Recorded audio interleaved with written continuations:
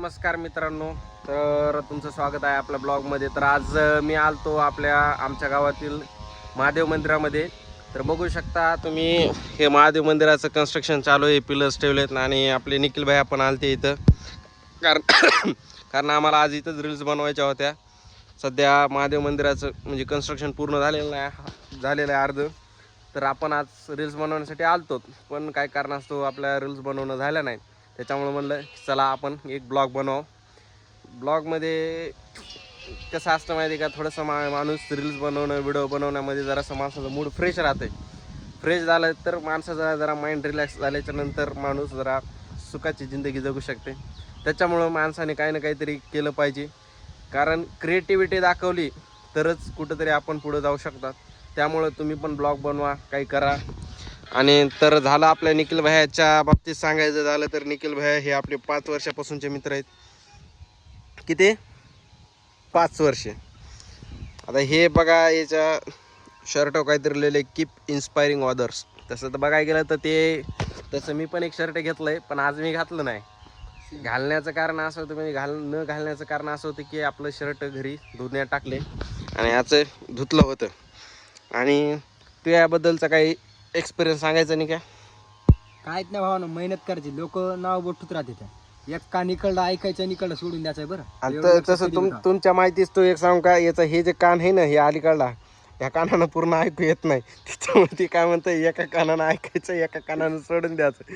कारण एका कानात ऐकू तर येतंय, दुसऱ्या कानानं येत नाही. त्याच्यामुळे म्हणतं एका कानानं ऐकायचं एका कानानं सोडून द्यायचं. हे बरोबर आहे का नाही? मग खरं कोणत्या कानानं ऐकू येते? ऐकू दोन्ही बिन येतंय.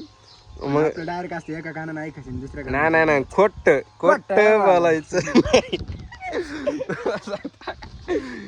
इकडे बघा भावांना आपल्या एक हे झाले 1K झाले बघा तुमच्या. तर भावांना हा की तुमच्या सगळ्याच्या आशीर्वादाने त्याचे 1K फॉलोअर्स कंप्लीट झालेत. त्याच्याबद्दल याला अभिनंदन, धन्यवाद, कॉंग्रॅच्युलेशन. पुढे असंच काय म्हणतात नाही प्रगती करू नको. हे प्रगती म्हणजे काय म्हटलं माहिती का, प्रगती चोरीच्या नादी लागले बघा. कसं नाही मी त्याला ते नाक पीत काय करीत नाही. पोरी नाही, आपण म्हणून आपलं काम म्हणलं काय घेणं नसतं. नाही चुकीचं बोलायला हे म्हणाले आपलं काम खोटं बोलायचं नाही. तर तुम्ही पण असं चांगली प्रगती करा. चांगली म्हणजे प्रगती म्हणजे तसं सांगण्याचा अर्थ तसं नाही. तुम्ही म्हणजे पुढे जा, पुढे जा म्हणजे पायाने पुढे जाऊ नका बरं. पुढे म्हणजे काहीतरी आपलं मायबापाला अभिमान वाटावा असं काहीतरी काम करायचं.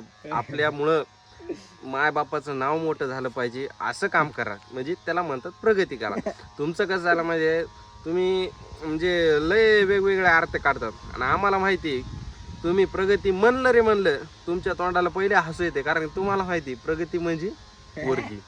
तर तशा नादी लागू नका. तर आता आपण आपल्याला घरी जायचंय, जेवण राहिले आपलं. आता आपण दर्शन वगैरे केलं तर आता पोटामध्ये का नाही काव करायले तर. आणि याला पण आता सध्या कुठं लागली आम्हाला जायचं शेताला. कारण का आज आता 2 दिवसाला बैल पोळा. तर आपल्याला मस्त बैलाची आता सोय वगैरे, दोनची सजावट मिजावट, मस्त ढोराला चारणं वगैरे, बैलाला धुणं. तर आपण पुढल्या ब्लॉग मध्ये तुम्हाला दाखवत की आपलं बैलाला आंघोळ घातलेली, बैलाला धुतलेलं वगैरे. तर आता आम्ही घरी जातो. घरी जाऊन जेवण करतो. जेवण करून आपल्याला जायचं शेताला गेल्याच्या नंतर बाकीचा शूट शेतामध्ये. तर भेटूयात पुढल्या ब्लॉग मध्ये. जय श्रीराम.